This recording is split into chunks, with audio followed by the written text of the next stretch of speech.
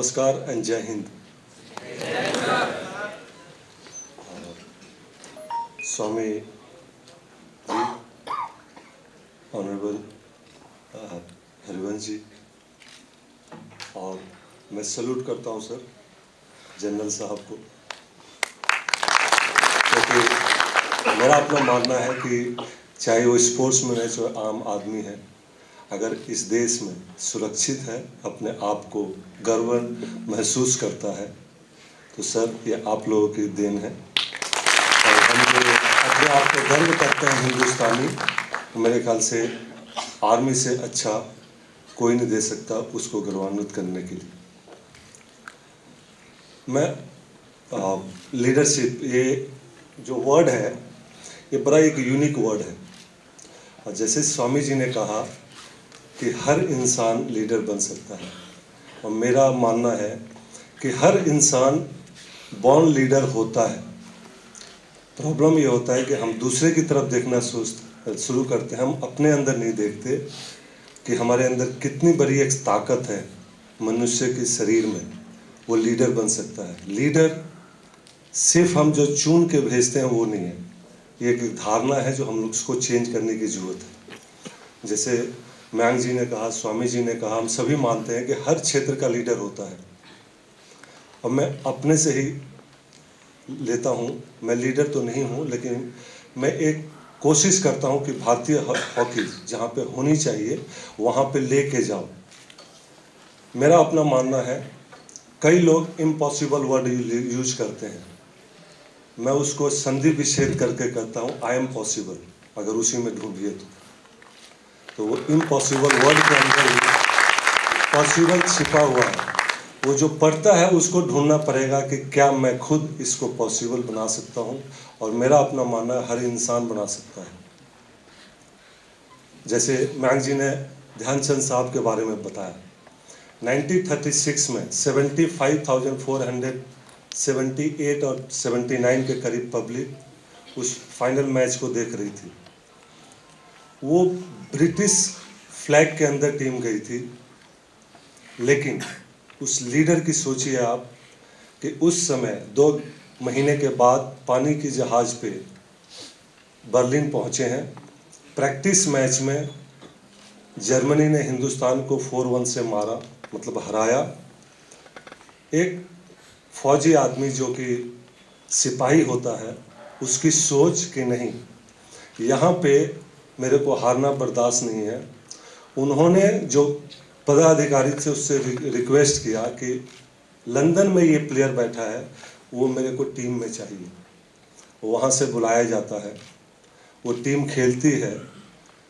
Hitler जो अपने आप को मानते थे कि पूरा विश्व मेरा है, सबसे अपने, उनके सामने 8-1 से हराया जाता है।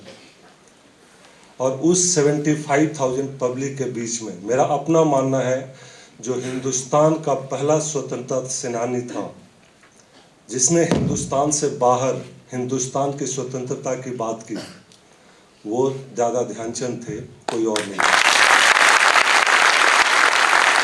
क्योंकि इस 75,000 पब्लिक के बीच में तिरंगा होता था, लेकिन चरखे का था। उसको लेके वो पूरे स्टेडियम में घूमे, जिसको ब्रिटिशर ने लाइक नहीं किया, हिटलर ने लाइक नहीं किया, लेकिन जो हिंदुस्तान का उनका एक जज्बा था उसको उन लोगों ने लाइक किया। और इसीलिए उसको जज्बे को देखकर कि ब्रिटिश फ्लैग के नीचे खेलते हुए एक ऐसा प्लेयर है जो कि हिंदुस्तान का फ्लैग फहरा रहा है, तो हिटलर ने उनको ऑफर किया। तो मैं उस से लीडरशिप में आता हूँ। तो वो एक इतने बड़े लीडर जो उनको मैं देखता हूँ कि एक हॉकी प्लेयर जो कि उसका काम खेलना था, लेकिन हिंदुस्तान की स्वतंत्रता के लिए उसने इतना बड़ा लीड लिया उस 75,000 पब्लिक के बीच में कि उसको इतनी हिम्मत आई कि वो तिरंगा को फहराया। उसी हिसाब से मेरा अपना मानना है कि अगर कोई भी इंसान दिल से, दिमाग से तिरंगे को प्यार से, लेकिन राष्ट्रीय गान के लिए खड़ा कर सकता है, वो सिर्फ एक खिलाड़ी होता है।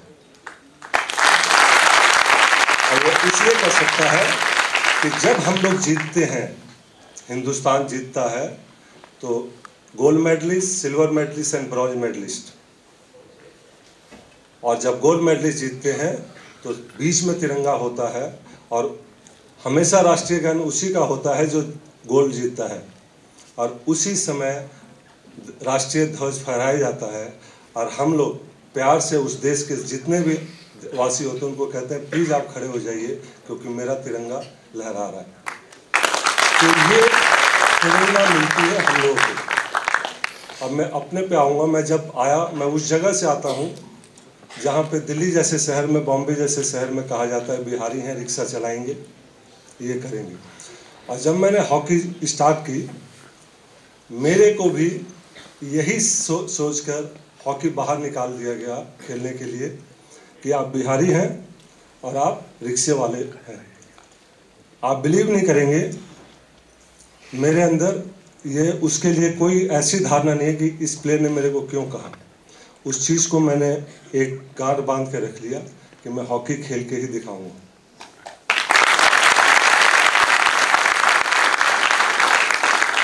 और वो सोच मेरी, मैं हिंदुस्तान के लिए खेला, हिंदुस्तान में जो भी हुआ उसके बाद मैं ड्रॉप हुआ 92 ओलंपिक में। और जब ड्रॉप हुआ तो उस दिन फिर मैंने सोचा कि मैं ओलंपियन नहीं बना, लेकिन ओलंपियन मैं पैदा करूंगा।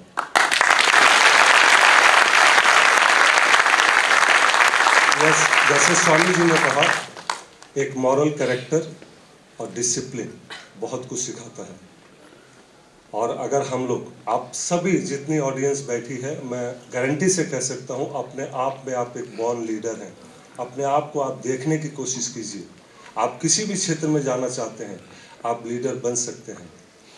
हिंदुस्तान वैसे भी इस दुनिया में इस समय बहुत बड़ा लीडर बन चुका है। ये दुनिया अपने आप को मानना स्टार्ट कर चुकी है, और वो इसलिए की है, और मैं गर्व से कहता हूँ कि हमारी जो युवा पीढ़ी है, जो आप लोग बैठे हैं, इनकी वजह से आज पूरा दुनिया मानने को तैयार है। अगर नासा के अंदर 33 to 39% इंडियन साइंटिस्ट हैं, अमेरिका के अंदर मोर देन 41% इंडियन डॉक्टर हैं, इंजीनियर हैं, आईटी के हैं, तो एक्चुअली में देखा जाए तो हम लोग यहाँ से बैठ के अमेरिका को चला रहे हैं। हिंदुस्तान की ये लीडरशिप की क्वालिटी है, और ये बहुत ज़रूरी है हमें आप लोग को समझ लेना कि ये जो लीडरशिप है, लीडरशिप में सिर्फ ये नहीं है कि मैं सफ़ेद कुर्ता पैजामा पहन लूँ और मैं लीडर कहलाऊँ। लीडर अपने आप में, जैसे स्वामी जी ने कहा है, हम लोगों को लीड लेना पड़ेगा, और हर हिंदुस्तानी लीडर है। प्रॉब्लम हमारे हिंदुस्तानियों में है कि हम बहुत जल्दी फॉलोअर्स बन जाते हैं, और जो अपने आप में एक शक्ति है, जो सोच है, उसको हम फॉलो करना शुरू करते हैं। मेरे आपसे गुजारिश है कि लीडरशिप में फॉलो कीजिए। जितनी अच्छी चीज़ें किसी भी डिपार्टमेंट से, किसी भी स्पोर्ट्स के फील्ड से, या पब्लिक लाइफ से, इकोनॉमिक्स से, साइंस से, जियोग्राफी से, सोशियोलॉजी से, जो भी है लीजिए, सब चीज़ में अच्छा है, लेकिन अपने आप को एक लीडर बनाइए हर फील्ड में। मैं हॉकी की बात करूँगा। मैं किसी भी फेवर में नहीं हूँ कि मेरी फेडरेशन या government of India captain announce करे। क्यों?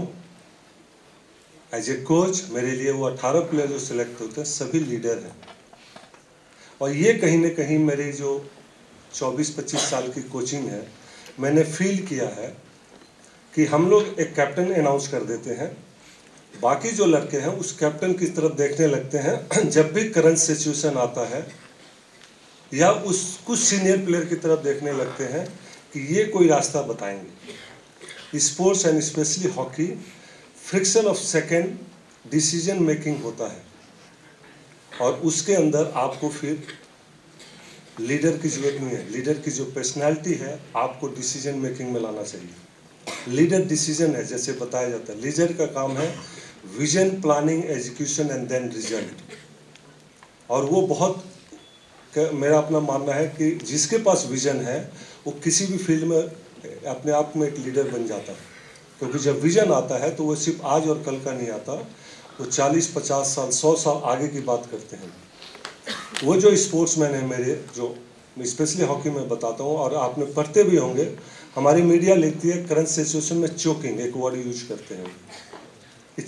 चोकिंग कुछ नहीं है, एक लीडर की क्वालिटी कहीं ना कहीं छिप गई और वो प्लेयर ने डिसीजन अच्छा नहीं लिया। तो मेरा अपना मानना है कि मेरे टीम में 18 कैप्टन होना चाहिए जो अपने आप में सभी लीडर हैं, टीम को लीड करें। टीम का मतलब है टुगेदर वी एवरीवन अचीव मोर।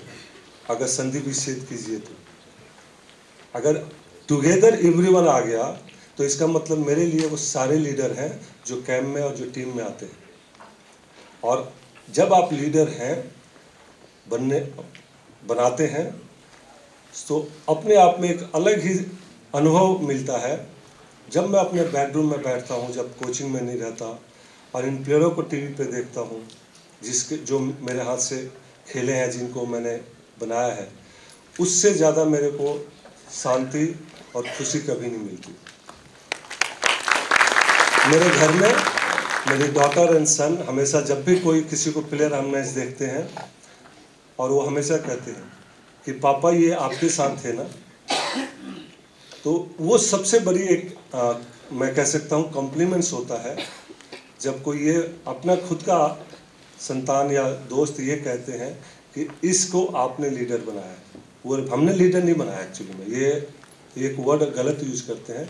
उसके अंदर लीडरशिप की जो क्वालिटी थी उसको तराशा है हमने। वो हॉकी के फील्ड में है, स्पोर्ट्स के फील्ड में है, लेकिन वो फील्ड में है।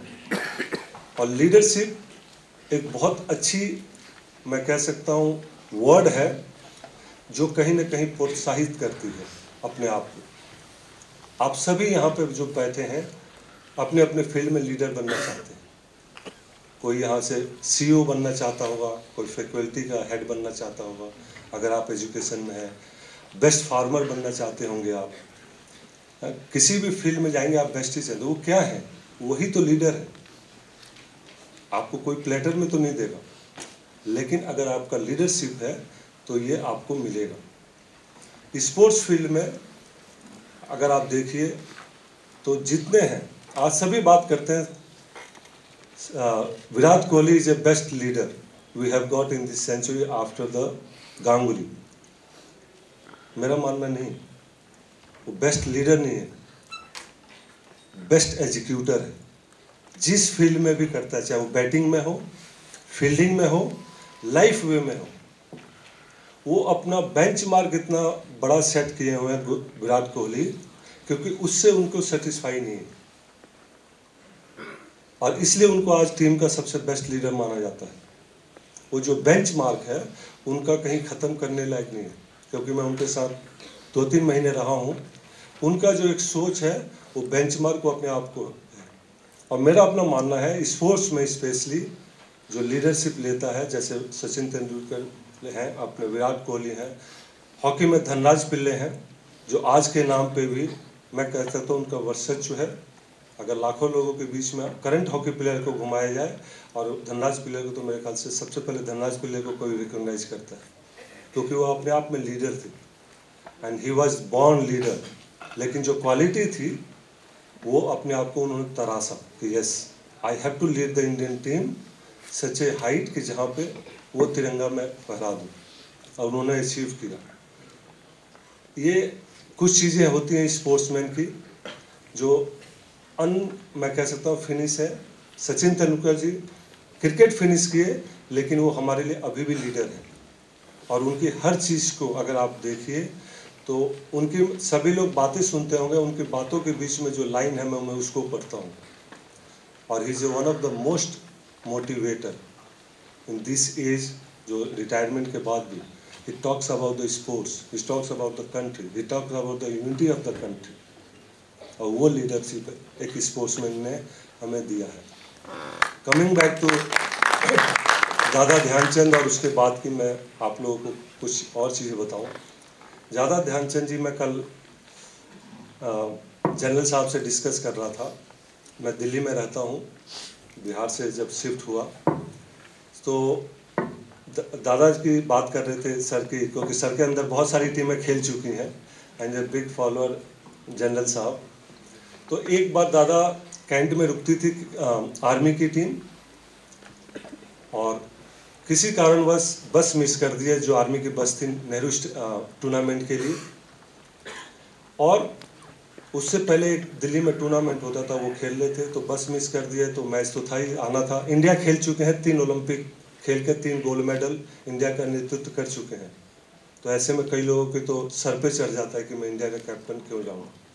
अपनी साइकिल उठाई, दिल्ली कैंट से, मैं तो 4 किलोमीटर बोला था, सर ने बताया 11 किलोमीटर है, कनॉट प्लेस में शिवाजी स्टेडियम। साइकिल चला के आए 11 किलोमीटर। जो कोच थे उन्होंने उनको डांटा भी कि आप इंडिया के कप्तान रह चुके हैं, इसलिए आपका दिमाग खराब हो गया है और आप टीम के साथ नहीं आए। आर्मी में तो वैसे भी डिसिप्लिन है। वो मैच खेले, 7 गोल किए, और उसके बाद उन्होंने टीम को से क्षमा मांगी। आप ये देखिए कितनी बड़ी बात है। एक 3 ओलंपिक मेडलिस्ट, हिटलर को झुकाने वाला, कैप्टन हिंदुस्तान का, और अपनी टीम के साथियों से, क्योंकि मैं टीम के साथ नहीं आया, तो क्षमा मांगे। और वो मैच खेलने के लिए, अगर वो नहीं खेलते तो दादा के ध्यानचंद पे कोई फर्क नहीं पड़ता, क्योंकि वो तो लोकल एक मैच था। लेकिन ये लीडरशिप बताता है, अगर मेरे को खेलना है तो मेरे लिए ये जरूरी नहीं है कि मैं हिंदुस्तान को रिप्रेजेंट कर रहा हूँ या अपने यूनिट को कर रहा हूँ। मेरे लिए ये जरूरी है कि जिस चीज़ के लिए मेरे को एक कर्तव्य दी गई है, उसको कैसे मैं निभा रहा हूँ। और ये लीडरशिप थी दादा ध्यानचंद की। तो ये बहुत सारी चीज़ें हैं जो कि सीखने की ज़रूरत है। जब मैं कोचिंग में आया तो बहुत लोगों ने भी ये कहा कि कोचिंग इज़ ए वेस्टर्नाइज हो गया है, कि इसे become a science, you can not be successful, you can not be. लेकिन वो कहीं ना कहीं मेरे अंदर टिस था कि नहीं, I must proof them wrong. And challenge accept करना में एक मज़ा ही अलग है।